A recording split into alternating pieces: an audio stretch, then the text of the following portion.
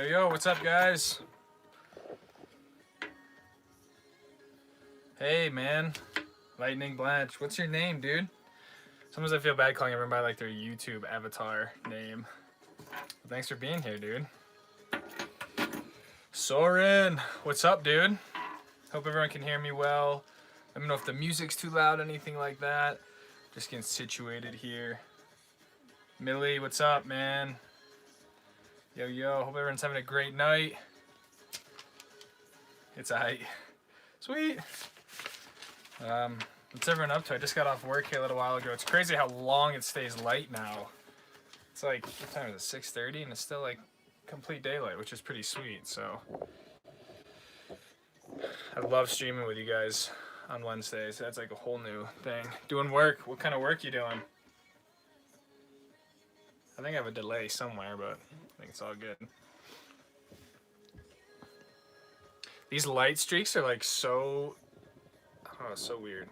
But I'm EST and it's practically pitch. Oh, okay, you're Eastern time. Well, thanks for being on, man. I'm originally from the East Coast, from central New York, so I could see it's getting dark here, but it's still super light considering, I don't know, it used to be like 4:30 to get dark, so 5:30 from me behind in the PNW. Gotcha. That's awesome. I gotta get up to the PNW this summer. I want to try to get up to like Oregon, stuff like that. But same.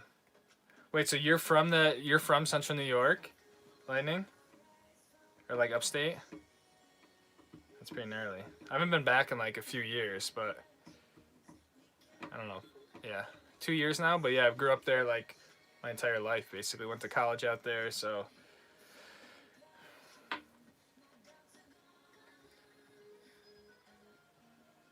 Is the music okay, guys, or is it too loud? Is it not loud enough? I feel like last time when I went back and rewatched the stream, it wasn't that loud. But I think it's nice to just play some. Dion, what's up, man? Thanks for stopping by again. Cat skiing looked awesome. I'm heading to Steamboat Friday. Super stoked. Totally dark in Indiana. Dude, cat skiing was pretty insane. I think for given the scenario and not being able to get in the bird or the helicopter, heli skiing or cat skiing was definitely like the next best thing, and then the conditions were just absolutely insane.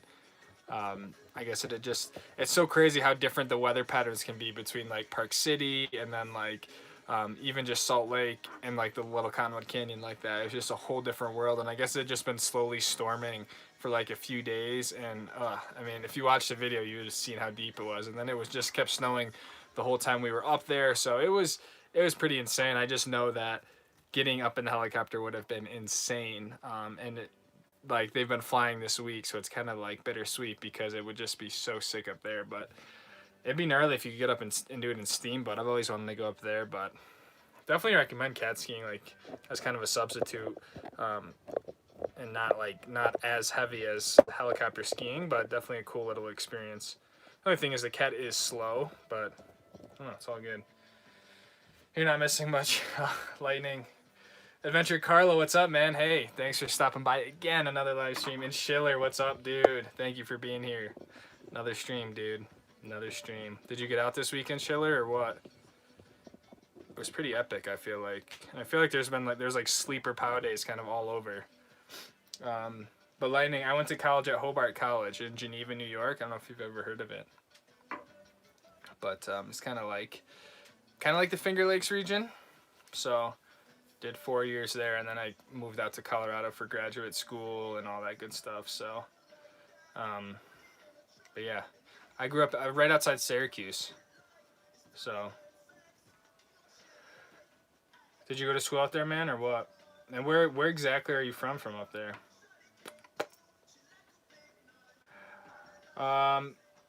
Adventurer Carlo, what are your opinions about Sun Valley? I think it's a cool place. Originally, I didn't really like. I wasn't super impressed by it, to be honest. But I had a few comments since I posted the recent video at Sun Valley about kind of like what it's known for, and it makes a lot more sense like knowing that stuff. So I think it's a cool place. I can see why people like it. But I guess for me, I just wanted some sort of like big mountain or some chutes or some cliffs or something. But but there's a ton of the vert you get there is really really sick. Like it's like 2,500, 3,000 feet of vert top to bottom, and it's really steep like the whole time. So you don't have a lot of areas where it's just like mellow or like not steep, I guess. But I guess it's mostly for ski racers. A lot of like ski racers will go there to retire because of just how good of the pitches are, and it's kind of like you can always lay like some really nice arcing turns. But I think I just got to get back there when the snow is a little bit better and just explore different areas of it. But anyways, I think it's a cool place, but I just want to rank it as one of the top mountains that I've been to. I also think I had the wrong, like, if there was any time to have the wrong skis, it would be for that. Because I just had like these really fat, obviously like basically powder skis, and it was like super icy, and my skis aren't sharp to begin with, so it was just kind of a bad combination of things. But I explored up like the Sawtooth Mountains into Stanley. It's just a really cool area. Like there's a ton to do around there, so I think it'd be a pretty fun place to live for a year or something. So definitely get up there if you can. Like if you have that big pass, I figured like why not go up there. Geneva's pretty close to me. Cool. Yeah, yeah. That's where I was at, Geneva. It was super small. Heading to Bryan Head tomorrow, hoping for fresh snow. Dude, that's sick, man. I feel like Southern Utah just got dumped on compared to some of the other resorts even up north. I know Eagle Point did really well. Bryan Head, like, and I don't know if they got some of the storm that just hit us, but I think we're supposed to maybe get one more solid storm before March ends. But that resort was fun even without fresh snow. So I don't think you can go wrong there. And I would just try to ski like all the lifts you can because it's pretty cool to see how the terrain changes just across the mountain. And the views of the Red Rocks at Bryan Head, super sick. Hour away from Syracuse. That's dope, man. Yeah, Cazenovia is like just south of Syracuse, so that's where I grew up was Cazenovia, basically between here and Cazenovia. But that's where I went to high school and all that stuff. So I never really skied out there. I think I did Toggenburg like once or twice or something, but yeah, didn't really ski too much out there. But I've been thinking too much about Big White, how I want to hit the cliff, big exposed rocks. Where is that, Soren? Big White. The cliff, big exposed rocks. It seems like, yeah, I don't know what you're referring to. But let me know. It sounds dope. Big exposed rocks. That's pretty nuts. Ever ski Holiday Valley in Aliacatville? No, Dion, I haven't. Never skied Holiday. I've never even heard of that. I've never even heard of Ellicottville either. I've heard how. Okay, yes, I don't know. Joe's in here, guys. I'm thinking we need to make a Telluride run maybe first weekend of April. That would be pretty rad. I think we need to readjust our ski plan for these next 2 or 3 weekends. I don't know if it's worth it to make a trip up to Grand Targhee. Telluride would be fun, but it is a long drive for a weekend trip. But I also want to get back to Snowbird by the end of the year. I think Snowbird's always a safe bet to make later in the season.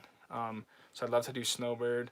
And I'd honestly love to do an Alta Day, but I think Grand Targhee's got to get taken down. But Telluride would be dope. The live cams seem legit. Yeah, I do like that about Bryan Head, Zuv. I'm going to call you Zuv, man. But yeah, their live cams are pretty cool feature that they have. You can get right at the base there, but I was like pleasantly surprised with Bryan Head and Eagle Point or whatever. I don't know if you have a whole weekend up there, but I think if you can swing it, Eagle Point is kind of a cool place too. But Bryan Head I think definitely has more terrain, just more expansiveness. But I don't know. There's something special about skiing and looking at the Red Rocks and stuff like that. So you can't go wrong with Bryan Head. I want to make it back down there at some point.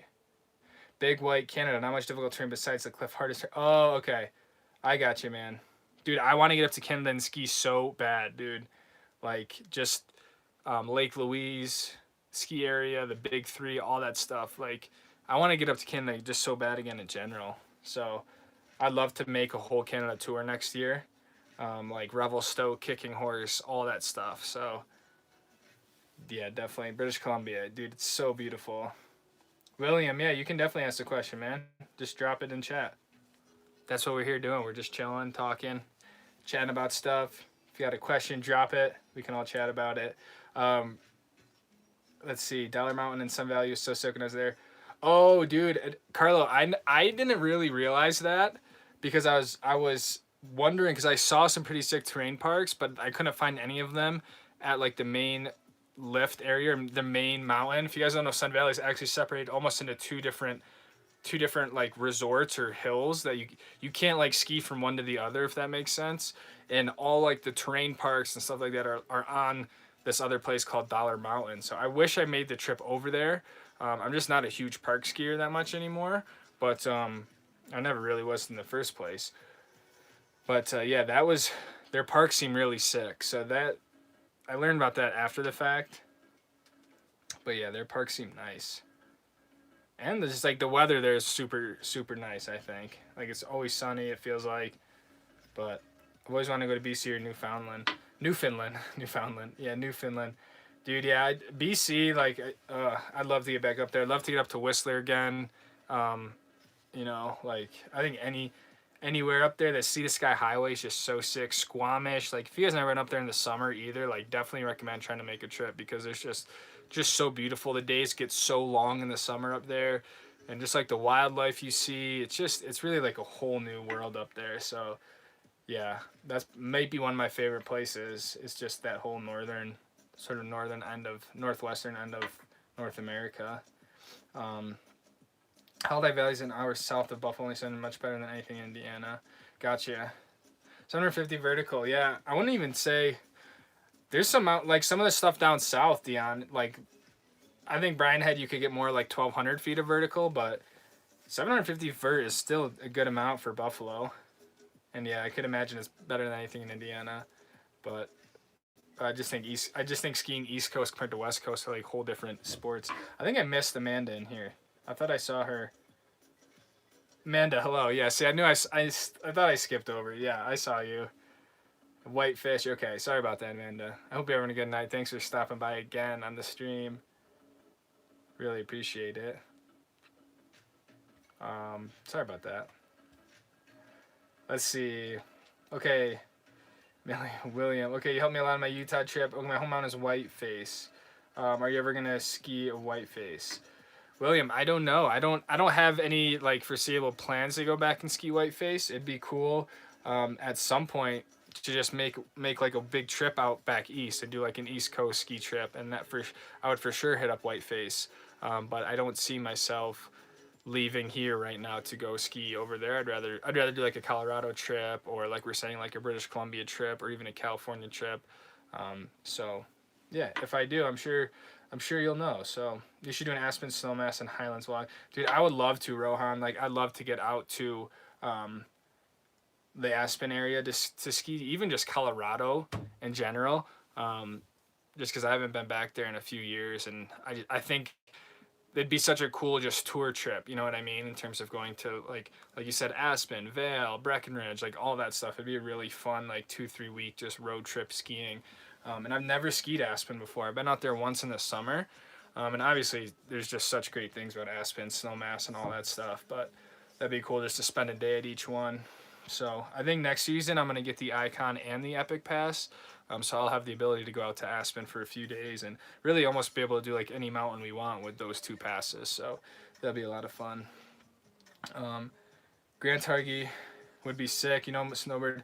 Yeah, Joe, I hope Snowbird's gonna happen through Memorial Day. I'm just not optimistic about the snow quality and all that stuff. And I would still rather get Snowbird while we have a good base and you still get some remnants of like winter skiing. But yeah, I'm down to rip Snowbird all through Memorial Day as well if they stay open. So, Fred, what's up, man? Thanks for being here, dude. Appreciate everyone hopping on here. Yeah, we're kind of just getting started, just chatting. We had some East Coast stuff, kind of just talking about some ski resorts, ski areas. I think it's kind of that unique time of the year where it's like kind of spring skiing, also kind of can still be full winter depending on where you're at. So it's like, yeah, it's always that mixed condition time of year, which is always kind of nuts. But, ooh, sorry. So, Fred, what's up, dude? I'm stoked that you, I don't know if you got a video of your 360, guys. Fred learned his first 360 this past weekend, so I'll give some shout out to Fred because that's one of those tricks that once you get down, it's like a super fun thing to just rip around the mountain, throw your threes, and just keep progressing them, whether it's adding a grab, going bigger. So, dude, you got to send me a video if you got a video of it. But Desmond, what's up, dude? Hello, thanks for stopping by again, man. Your avatar is always so noticeable. The little, I don't even know what that is, but I think it's the color of the light blue. Will you ski at Whiteface? I don't know if you're talking to me, William, but I'll try if I ever get out west or east. Sorry, but it's in Wilmington. Lucas, are you familiar with Apex boots? Started skiing them last season. Most comfortable in the Planet bar none. I'm not familiar with Apex boots, Zuv. I don't never even heard of them. But that's I'll have to look in. I'll have to look into them really. I haven't skied a lot of different. I feel like the pair of boots I used before this, I've used for like 5 years, and so now I'm on DeBellows. So I just haven't had like a big. I haven't went through a lot of different boots, if that makes sense. But I'll definitely check them out. I'm not. I thought I was transitioning well into my DeBellows, but I don't not like them. I don't really love the boot right now, and it's kind of been like 2 years of using them, so I keep feeling like I just need to wait till they get broken in. But I feel like at this point they're broken in, so I might kind of next season look for a different type of boot and kind of upgrade some of my older Armada skis that I have for next season. But I love the JJs, but yeah, always kind of on the hunt for a different type of boot. I just think I might need a stiffer boot, to be honest. What's great about Whiteface is the same vertical as Park City, but so much smaller. That is nuts, dude. Soren, that's crazy. I'll have to look at that. I haven't even really looked at the trail map of anything out there, but that's nuts. I would say Park City doesn't, I guess if you're talking top to bottom Park City, it's pretty good, but individually each lift, Park City really doesn't have that much vert, surprisingly. So like even like the Jupiter area, I think it's like 900 feet of vertical. So that's why Jupiter can be fun, but the laps can be really short up there. They close the summit list because of the wind. Dude, that sucks when they close lists because of wind. I mean, I get it. Like, it's scary as crap when you're on a lift and it's super windy. So it makes sense. But there's like something going on outside on the street. Will you ski away? GS Olympic grounds, that'd be sweet. It's cool. We were at Sun Valley. Same time I was stoked. Wish we had. Dude, that's right, Kyle. I forgot that we were. Oh, Lightning, see you, man. I think I just caught your thing pop up on the. Thanks for stopping by, dude. But Carlo, that's nuts, dude. I remember you told me you were at Sun Valley the same weekend. You should have.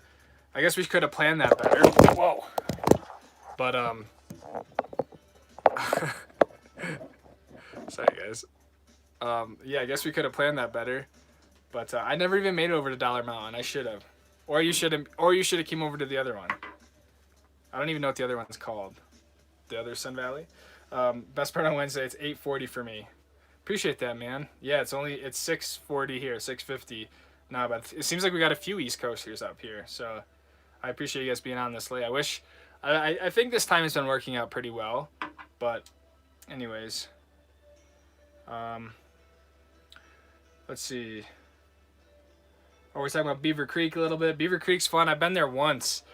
Only once, actually. I was there with my buddy, and he broke his collarbone. So, like, I was there for, like, 2 hours. We were actually hitting the park, and he was trying to do a switch one, and he was doing it, but he just kept, like, he just wanted to do it better and better. And, like, I don't know if it was the conditions that day, but he did the switch one and, like, kind of landed on the knuckle and just, like, landed right, like, on his shoulder area, and he literally broke his collarbone. And that was when I lived, like, in Denver at the time.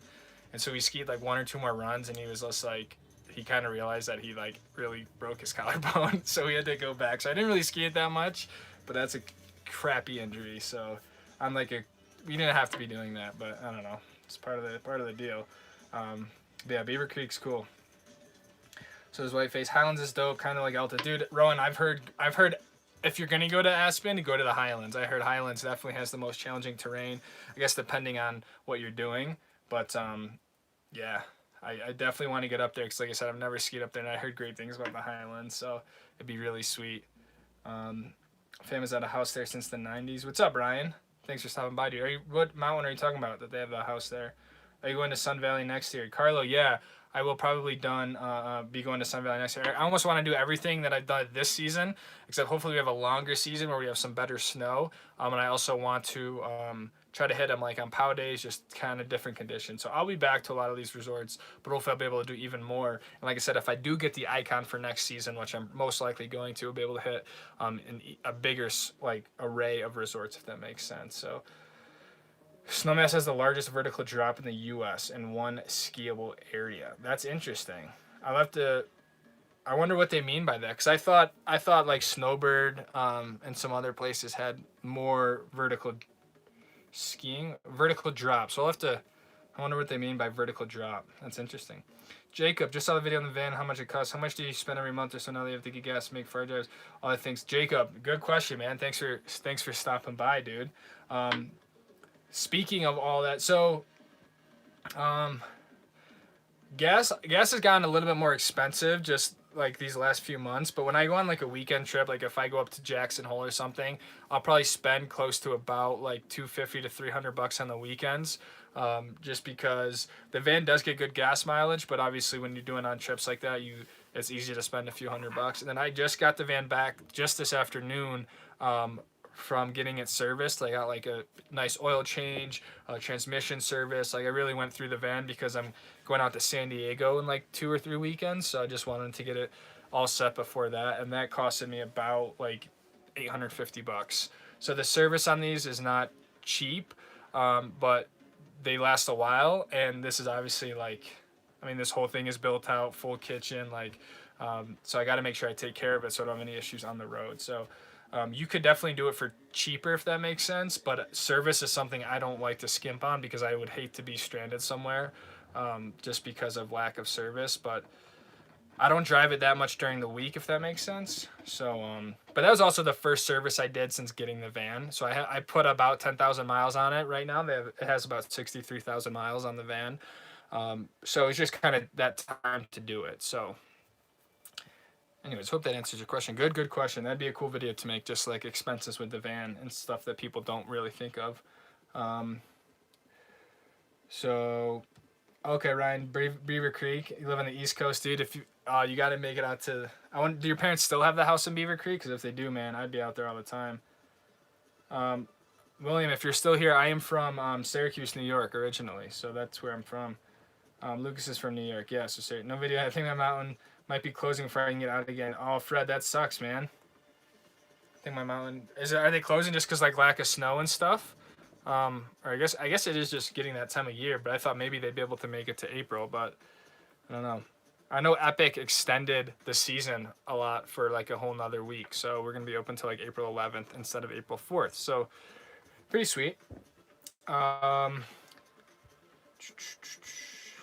sometimes the chat like jumps around. Let's see here.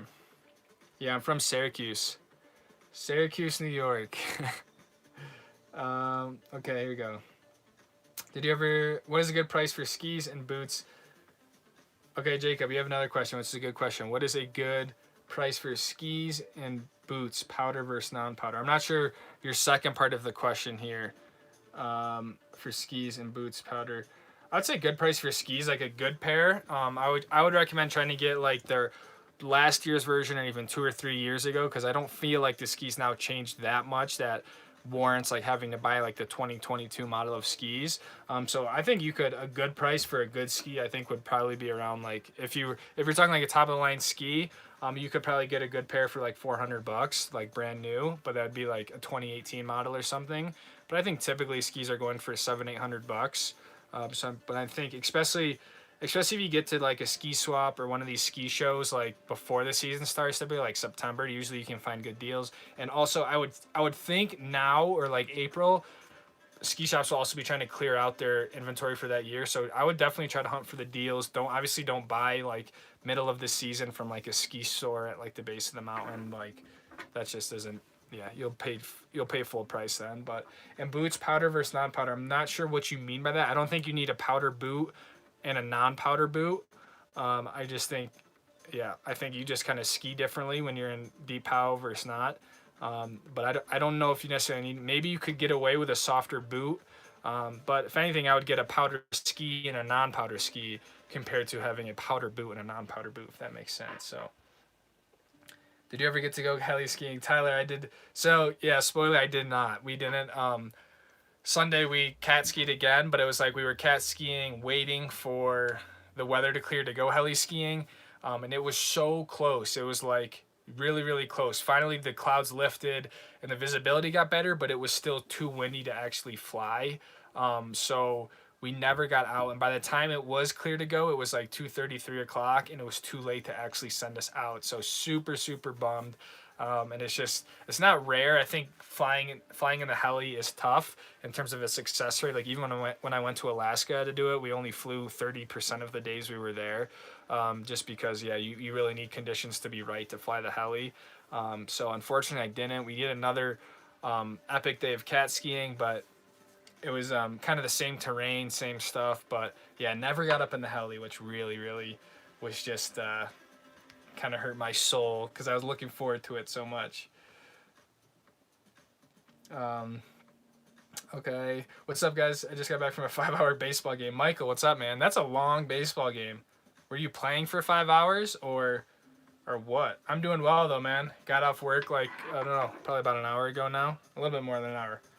But yeah, hanging out. Just got the van back for service. So Luna is like super ready to go. They didn't find anything surprising. They said like everything looked really good on her. So stoked because I should be good for the whole season in terms of like camping, other ski trips. So really feels good to get Luna like all healthy, make sure she's good to go. So but yeah, did you win? Did you win your game? Oh, catching for 5 hours. That's nuts, dude. I've never played baseball or anything, but I feel like that would be a long time to sit there and catch the ball. But did you guys win or did you lose?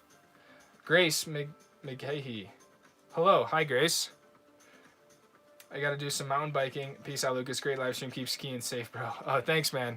I'm sure you're out of here. But yeah, I'd like to do some mountain biking this summer as well. Fred, Jacob Becker. I ski at Jack Frost in Pennsylvania. That mountain seems cool, man. I like the name of Jack Frost. I got to look it up. But yeah, that seems pretty rad. Again, super stoked for you to get your 360 down. Have you done the Great? Grace, I don't know what you're talking about. The Great. I don't know. Kevin LaGrange, what's up, Lucas? Finally made it back to a stream. Thank you, man. Appreciate you taking the time to be here, dude. Hopefully you enjoy it. Hopefully you've been doing well. I don't know, what was the last stream you were at? Was it the first one? It's crazy. We're now like 8 streams deep from going our first one to now. So the skiing atmosphere is awesome, but it's getting a little showy last couple of years. Ryan, are you referring to Beaver Creek, Ryan? About skiing atmosphere getting a little showy? Kevin, I have 9 hours there. Hey, Lucas, are you going to make a PNW trip? Excellent. I would love to. Definitely would love to. I'm actually trying to plan like a. Sorry, I'm trying to work some music here. I'm trying to get up to like Mount Hood this winter or this summer. Sorry. I don't think the skiing would be anything crazy, but my dad actually goes up there for the mogul team and stuff. So I'd love to try to get up to do some sort of skiing thing, and also just get back up to Mount Hood in general. Or the Oregon PNW, things like that. So I want to, guys. I want to make a trip like everywhere. I'm hoping somehow I can arrange something for next season, whether it's, I don't know, like finding a job that's more remote friendly, but like really having more time and flexibility to travel around more, just because it's really difficult right now with the job I have. Like I just always have to be back at work Monday at 9 o'clock, and I have to stay there till Friday at whatever 5. So it's like it's such a small window that I can actually go do stuff. If that makes sense. So wow, how many gallons do the tanks hold? Ryan, the tanks here hold about 18.5 to 19 gallons. And it's a diesel as well, so it burns pretty well. And the thing I like about the Sprinter is that I can still cruise around like 75 miles an hour, 73 like on the highway. So, and the few other vans I've had, because now this is like my 3rd van, and like going on like 4 years or something, which is just crazy. So William, see you, man. I just saw your thing pop up. Yeah, just pop by anytime. So yeah, I like that I can still cruise like quickly and like not have to worry about going like 60 miles an hour, and it'll pull right up hills really well. So this thing, it drives really well, especially even with all the stuff I built in it, if that makes sense. So let's see, Snowmass.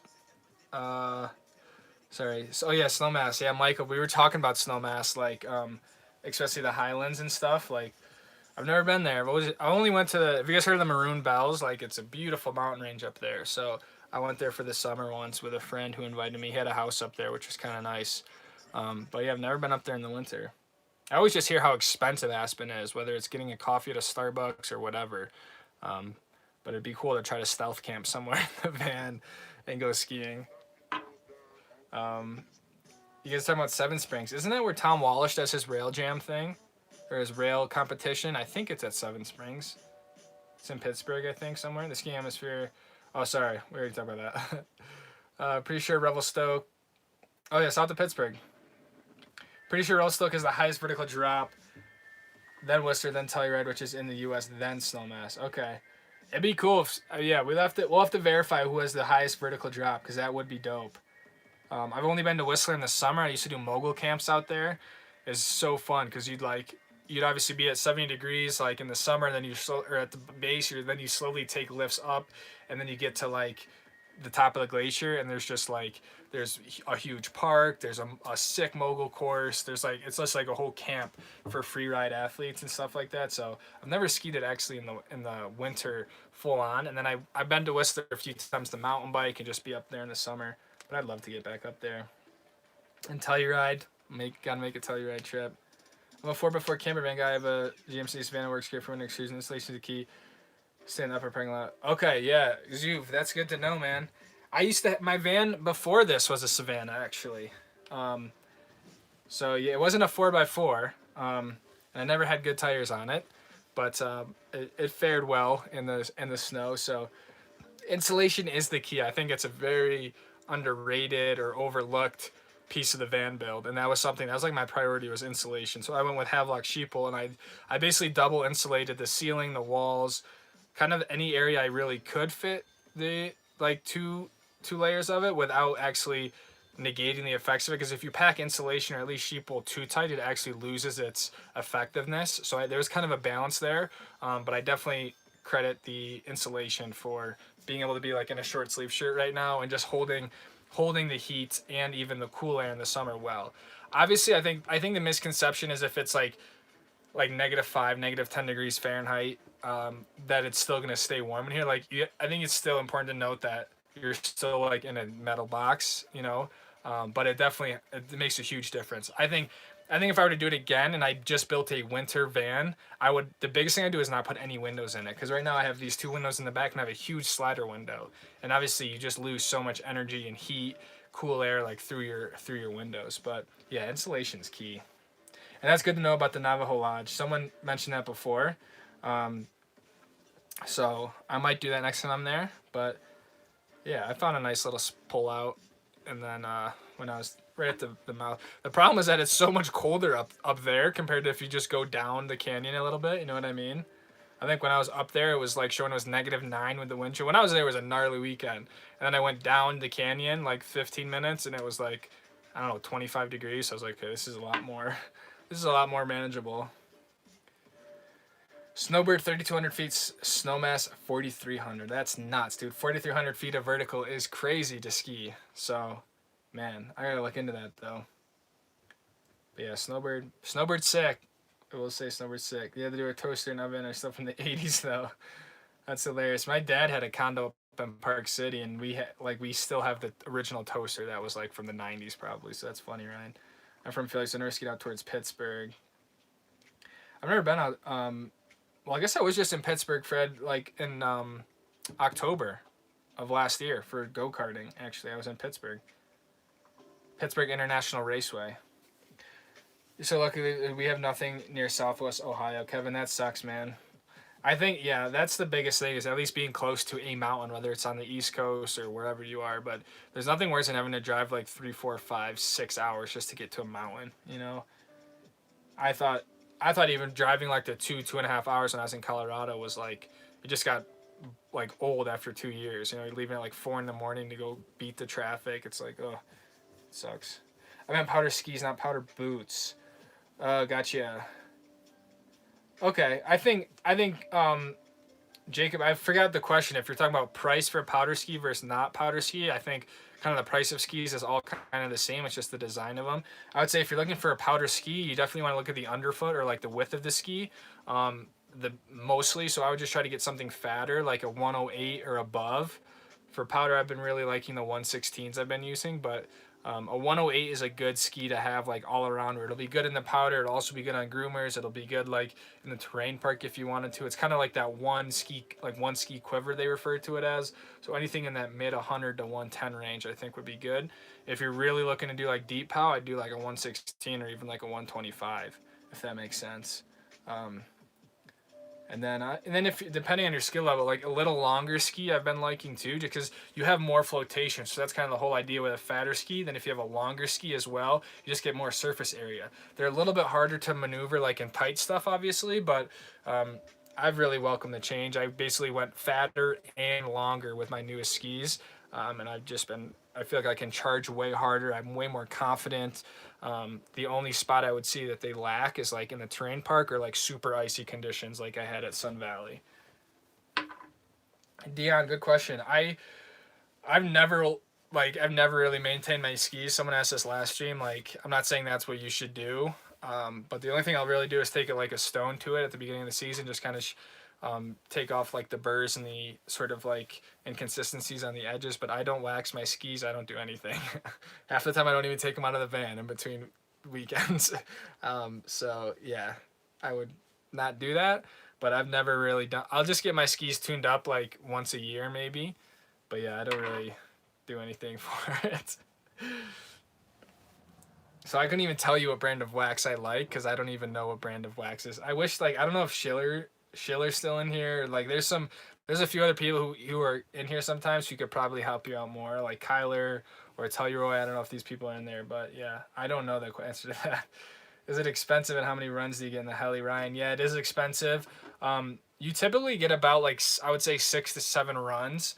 They usually do it by vertical feet though, so they typically promise you about 16,000 to like 20,000 vertical feet of skiing. Each run tends to be about like 2,000 vertical feet, so like each run is really long. So I don't know. I think each operation's different. I think Powderbird said that we would get about 14,000, 16,000, so it's like 7 or 8 runs. That was my one gripe with the cat skiing. It was fun. It was deep. It was sick, but like I think each run was like 600 feet of vertical. Like it was not long at all, and we only did 6 runs. So like I think the time is that we had 10 people in the group and there were a lot of different skill levels. So you're just kind of waiting for people to calm down and like someone falls, they lose a ski. So there's a lot of like kind of waiting around with the cat skiing, where heli skiing is much more like you only have a group of 4. The bird pulls you back up there in like, a minute, where the cat ride is like 10, 12 minutes. So it's a different experience, but that's what makes heli skiing so sick. And just riding in the helicopter is the sickest part, I think, of anything. Just the way they land you like on cornices and like the edge of freaking mountains, which is just insane. And so the helicopter is like half the fun, I think. Revelstoke doesn't have a super high top, but it starts to lower down to sea level. It's over 1 mile of vertical. That's nuts, dude.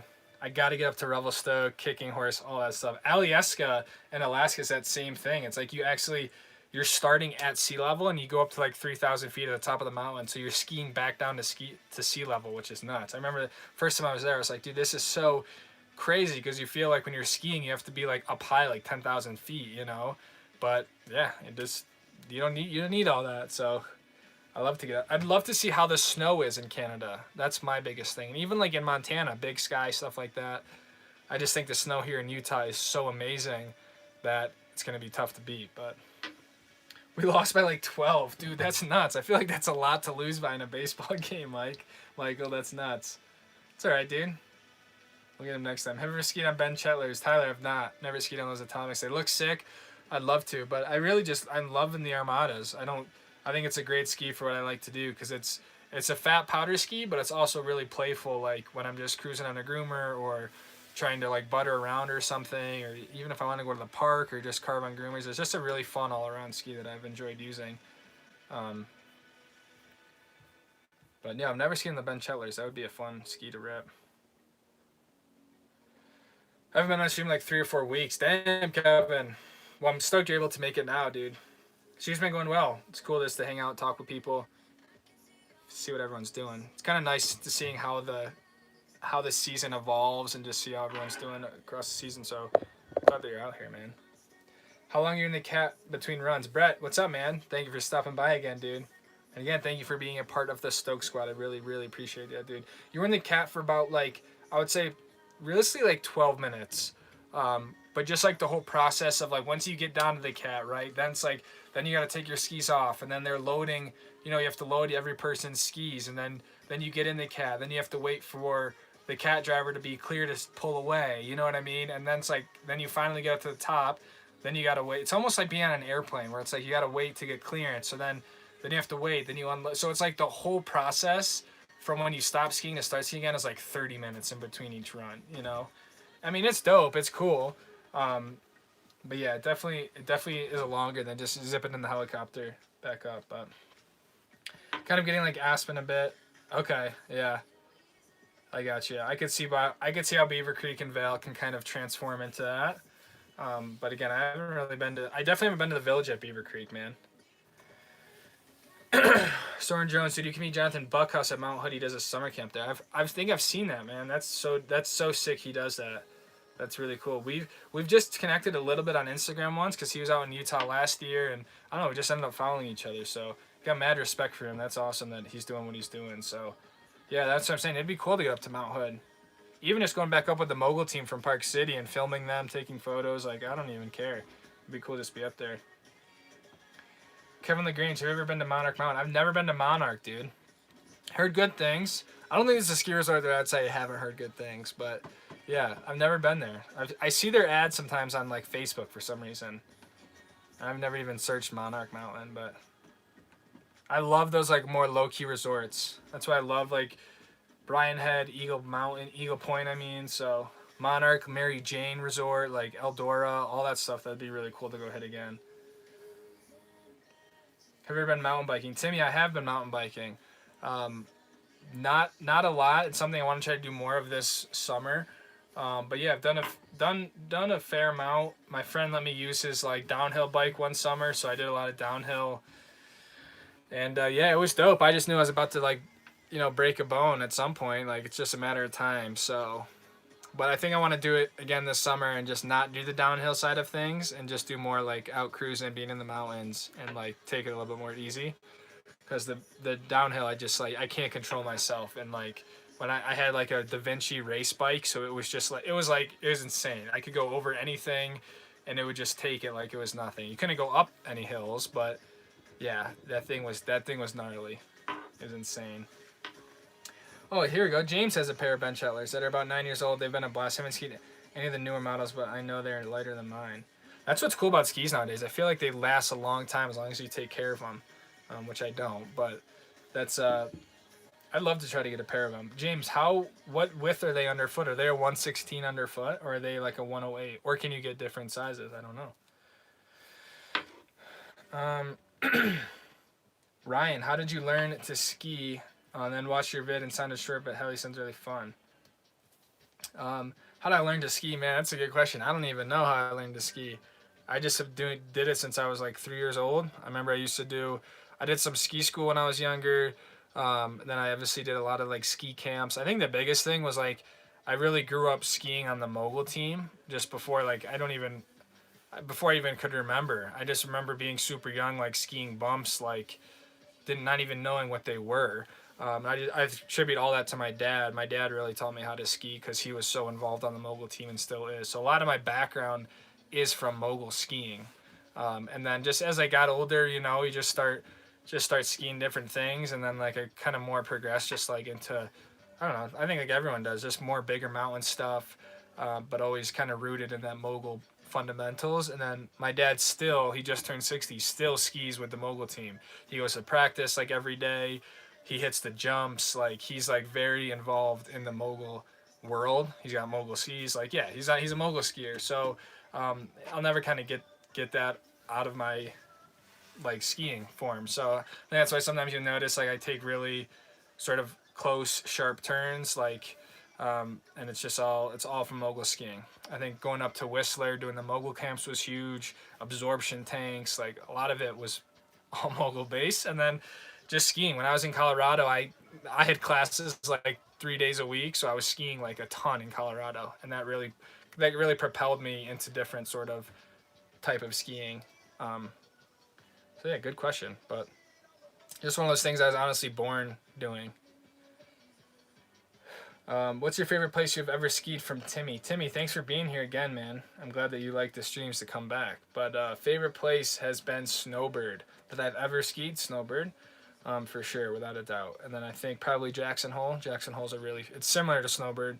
But yeah, snowbird, I think, just probably because I've been there more and I know that mountain pretty well.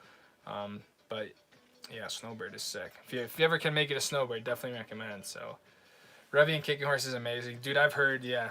I mean, even just seeing the competitions, the Freeride World Tour there, like it's hard to see those mountains and think like, wow, those aren't sick freaking mountains. So yeah, I would love to get up there and just spend like a month in British Columbia, do cat skiing, heli skiing.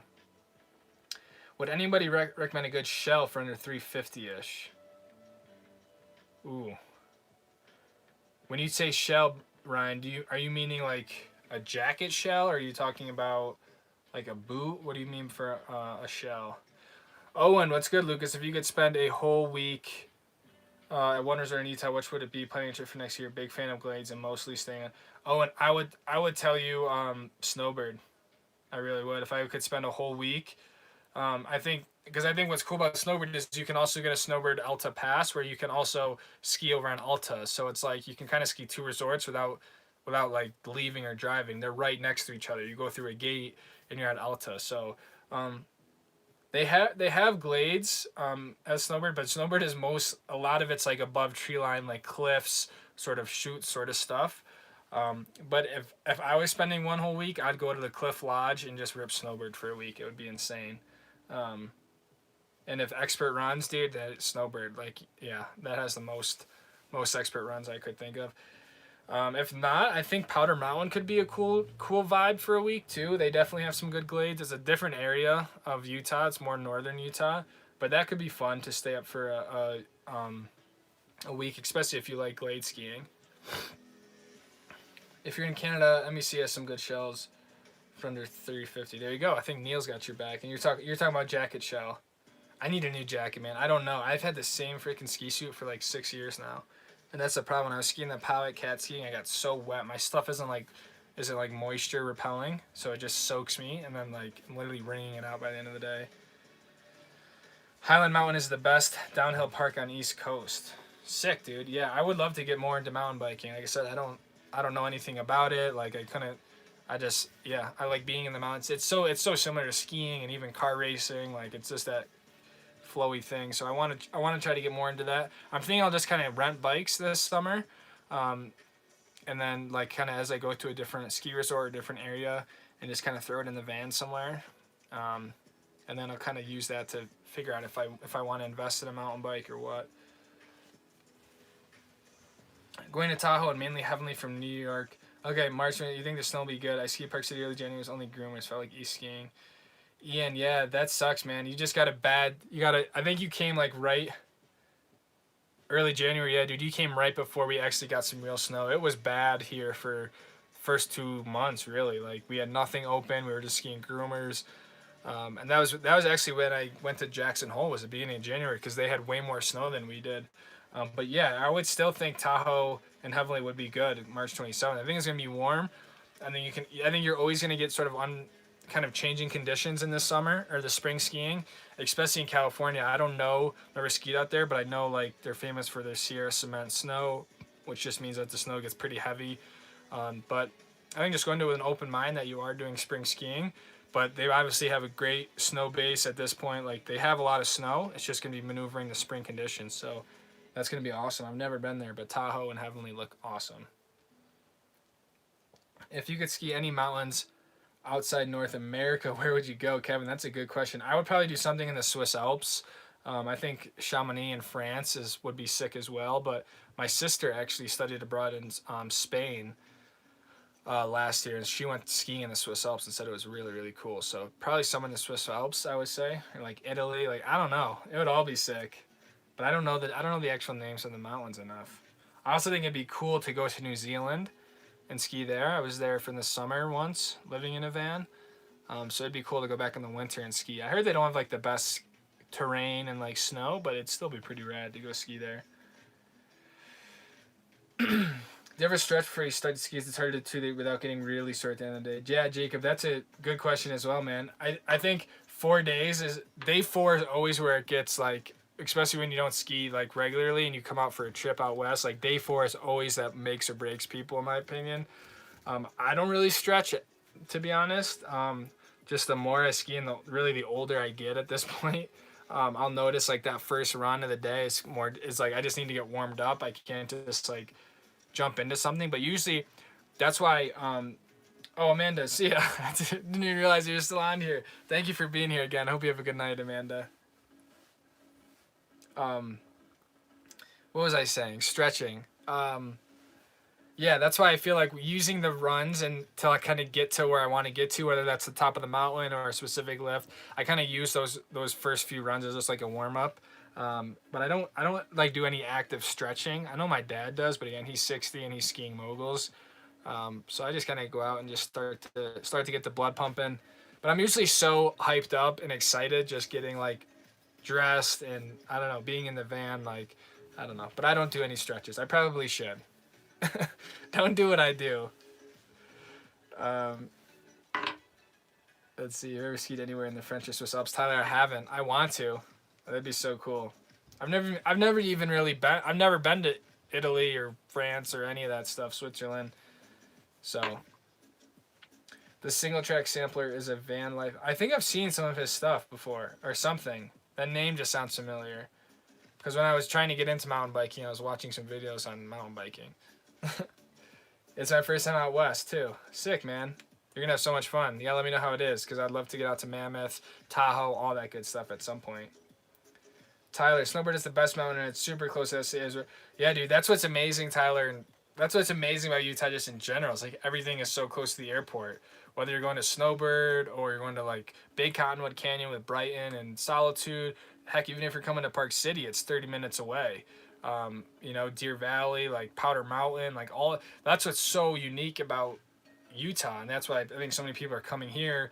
Where like Colorado, you fly into Denver, you have like a 2-hour drive just to get to like a basin, you know. And if you're trying to go to like Telluride or Steamboat, like it's just a lot different experience. So the fact that you can fly into an international airport and like in basically in like 30 minutes to an hour, be like in your ski boots walking up to the lift is pretty insane. And we don't have the traffic. You know what I mean? Like we just don't. We're not. Salt Lake isn't that big of a city where like we have all these traffic jams. I mean, it can be, but like yeah, it's pretty sick. And yeah, Snowbird's the best mountain. It just is. Snowbird is the sickest mountain you will ski. I have the 192s. Okay, I'm 60 on mine are 120. They're 30. I think the newer versions are a little narrow underfoot now. Damn, dude, you're 6'2". That's a hefty ski. One of my other friends I work with is like 6'2", 6'3". He's on the same thing, like a 191. But yeah, that is a I call that a water ski, man. That's sick. That must be a lot of fun to rip around in the POW and all that stuff. I'd love to get the next step up, James. Like I said, I'm using the 116. I would love to pick up a 125, 126, even 130 next year. I think it'll be overkill for a lot of stuff out here, but I want to try to do more like the sort of cat heli skiing stuff, and I think a fat ski would just be really, really fun for those super deep days. But I could see why that's your go-to ski, man. That's sick. Keep it up. Just watched the Powder River vlog. How much is it for the weekend? Do you get a discount if it's cat versus heli? Tim Morgan, good question. Let's see. Thanks for watching, number one, Tim. How much is it for the weekend, and do you get a discount? So here's the thing: they don't market their cat skiing. Like they don't try to sell just cat skiing. They only do cat skiing when people go there to fly and they can't fly, because a lot of people are coming in from all over the world really to go heli skiing. And if you get into a situation where you can't fly, like we had this weekend, they still want to offer something. So they kind of made an agreement with Alta basically to use one of their cats and go up into the back countries up there.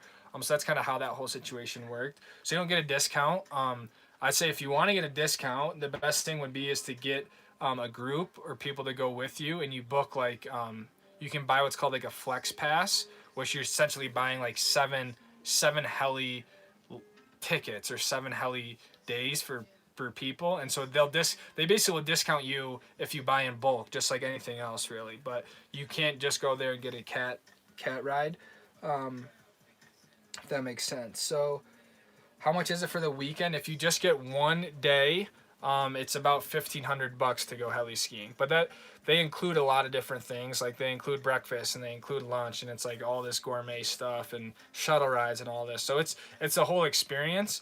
But yeah, it's a pretty standard, I would say, rate for heli skiing, especially in Little Cottonwood Canyon. or Utah. I know you can do some operations where you pay for the like for one drop. You know what I mean? I think Silverton Mountain does that, but I think I saw it was like 175 for a drop. And so when you weigh that compared to the vertical you get, it really comes out to the same thing, if that makes sense. So, but cat skiing, like you go to Park City Powdered Cats, I think you can get a cat day, which is like that whole thing for like between $400 and $600. So yeah, you can go to cat specific operations, which is really cool as well. Ian McKeon.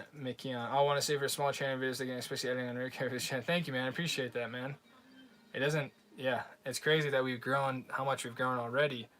But yeah, been doing it for a little while now, and I do video for like my living as a job, so I guess I'm just really comfortable with the editing and all that stuff. But I appreciate that, man. It means a lot. Kevin LaGrange, why did you choose a van instead of a bus? Ooh. Honestly, a bus was never in consideration. I chose a van, I guess largely just because I'm comfortable with it at this point. And I still wanted a vehicle that I could park easily, kind of stealth camp around, and just not have like this really big obtrusive thing. And I think it's a much harder to stealth camp or just sort of kind of fly under the radar with like a school bus.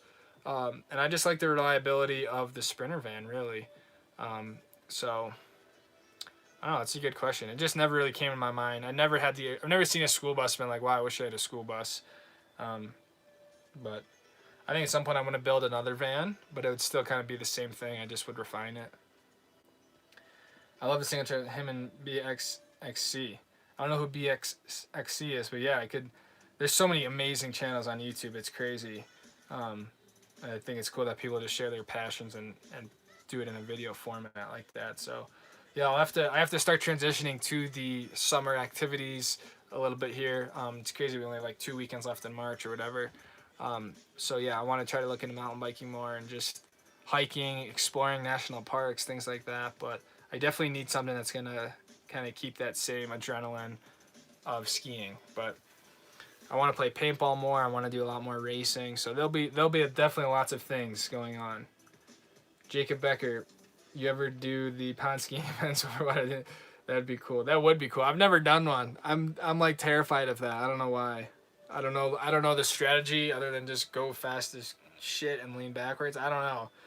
It'd be cool to try, but there's a part of me that's like terrified of it. But yeah, it could be a fun thing to do. I wonder if people are gonna do it this year, just with like the COVID stuff. If people are gonna like have those events, sort of like end of year ski day party things. But I hope they do. It'd be fun. I know Park City does one over on the canyon side, and all that good stuff. Single track assembler is the GOAT. I gotta check out his stuff now. I know I've watched some of it, but I haven't. Yeah, obviously haven't watched it a lot. But it'd be sick. Have you ever tried artificial snow skiing, Kevin? No, I have not. I think other than like when they're making snow in the beginning of the year, if that counts. But I've always wanted to do one of those like indoor snow dome things, like indoor skiing. I think is kind of an insane little theory, but never like artificial snow, if that makes sense. But there's a huge difference from like the snow making snow in the beginning of the year, and like when you actually start to get real snow. Have you ever? I've done. Oh, and Kevin, I've done like I don't know if you've ever done sort of like indoor skiing where it's like a foam pit almost, or like water ramping. I used to do a lot of water ramping, and like you're skiing on like a carpet almost. So it's not artificial snow by any means, but you're like skiing on just other stuff.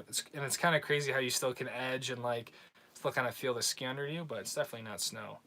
So I've done that. Have you ever skied on the East Coast, Frankie? Not really. I skied when I was younger. I used to. A little bit. It was like at Stowe and Killington, but for the most part, I've always skied out west. What's up, it's Liv. What up, Liv? What's going on? Is it Taco Wednesday or what? And a cool beat just came. Just saw your website. Where in New York did you grow up? I'm from the sunny New Paltz area. Sick, man. I grew up in Syracuse, New York. But yeah, that's pretty dope. Sunny New Paltz. So like almost like, I don't know if you heard of SUNY Morrisville. Or like kind of, I think SUNY Oswego is another one. But yeah, Syracuse, New York. So upstate, central New York. I've been once in the summer to American Dream Mall. It's pretty fun. It's only 20 minutes from my house. Where's the American Dream Mall, dude? I feel like I should know that. I feel like I've heard of that. And I just don't remember what we were talking about, what place we were talking about. Brett Downing, do you use the ladder on your van? It makes you feel like the van sandwich trying to sell it. 100%. You're both in right. You're both your points are correct, if that makes sense. I use the ladder a lot, and it's honestly one of the most favorite things I put on the van. I think it makes the van look awesome, but at the same time, it does make it stand out a lot. And I'm about to put some big upgrades on it here in like the next 3 weeks, and it's only going to make it stand out even more. So I think at this point, I've kind of lost the stealthy nature of it. But I think even just like the solar panel up there and the sub booster I have, I'm kind of past that, but it's still easier to stealth with that than it is like, I don't know, a school bus or an RV or something. But the ladder comes in handy like huge, because especially in the winter when I have to de-ice my solar panel and stuff like that, and just it allows me to get up to the roof. And I want to put like a solar shower up there this summer and all this other stuff, so it's definitely going to come in handy. See you, Kevin. Appreciate you jumping on, man. Hope you have a good night and a good rest of your week, dude. But Brett, yeah, I use the ladder. It's one of my favorite things I put on the van. Where are you going next? Will we Park City get one more storm? Tim Morgan. Dude, I don't know, Tim. To answer your storm, when we get one more storm, I think yes. There's a guy, if you heard of him, his name is Powder Buoy. Basically, he's this guy who monitors literally a buoy like off the shore of Hawaii or something, or in the ocean, and he's able to, when this buoy pops in the water, due to like the weather patterns, it basically means that we're gonna get a storm or some sort of weather system in about like 10 weeks to 10 days to 14 days. 14 days, what am I trying to say? Like 2 weeks. Okay, so I think you have heard of him. So yeah, and he's saying we were supposed to get one today, which we got a little bit of snow. And then I think we're supposed to get another one by the end of the month is what I'm getting at. So in terms of going next, I'm trying to go to Grand Targhee, but unfortunately I got like this medical bill I paid this month. I just got service on the van. And so, yeah, I've just spent a lot of money, and the Targhee trip is going to cost me about $500 just between the lift tickets and driving. So I don't know. Part of me wants to just send it out there and say, screw it. But I could also stay here and rip like Snowbird and Alta, which would be an equally sick trip.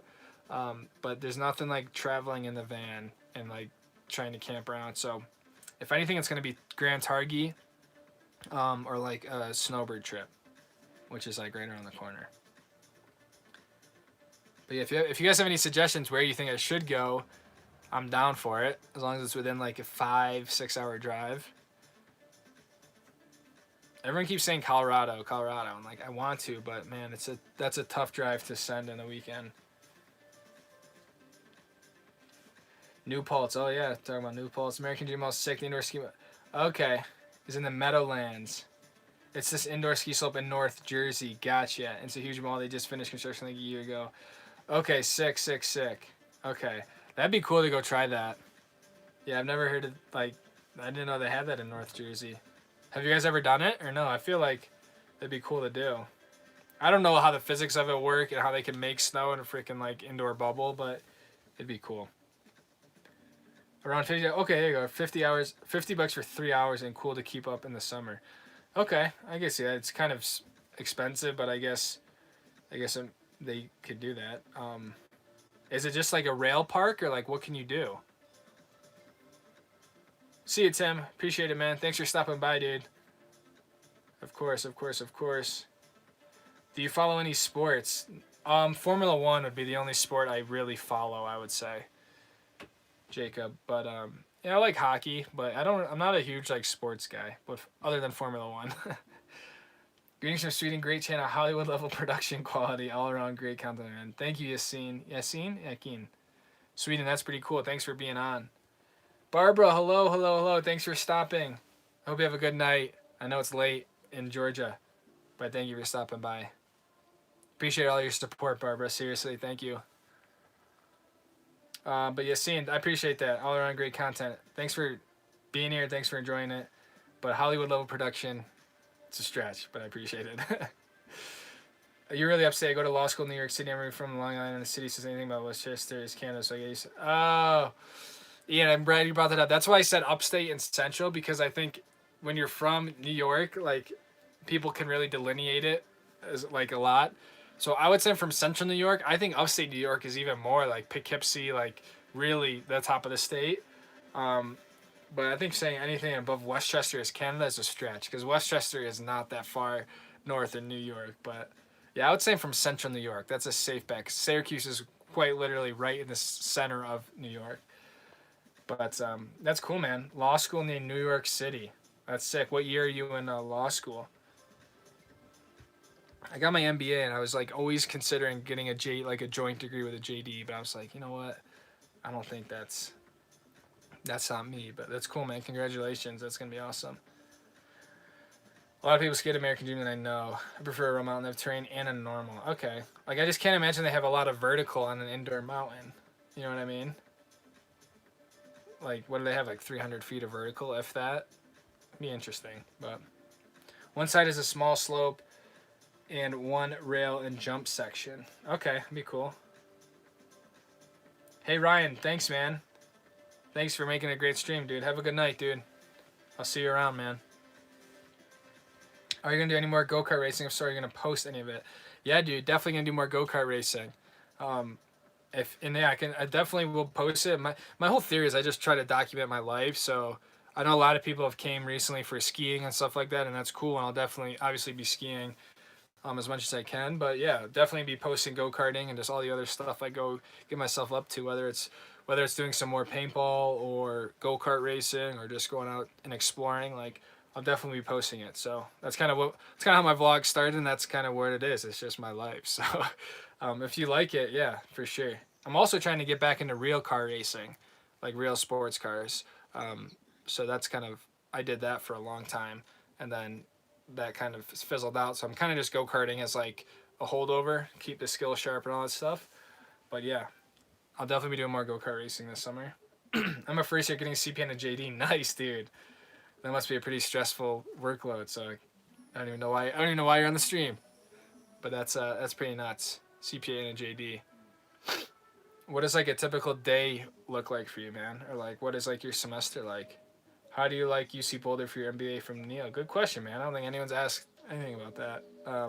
I loved it. I really did love it. I think it was a combination of things. I think Boulder, Colorado is just a really fun, hip place in general. I think coming from like a small school that I did for undergrad, a small town, like just the entire experience of Boulder was a huge like eye opener with a school of like 45,000 people and like all that stuff.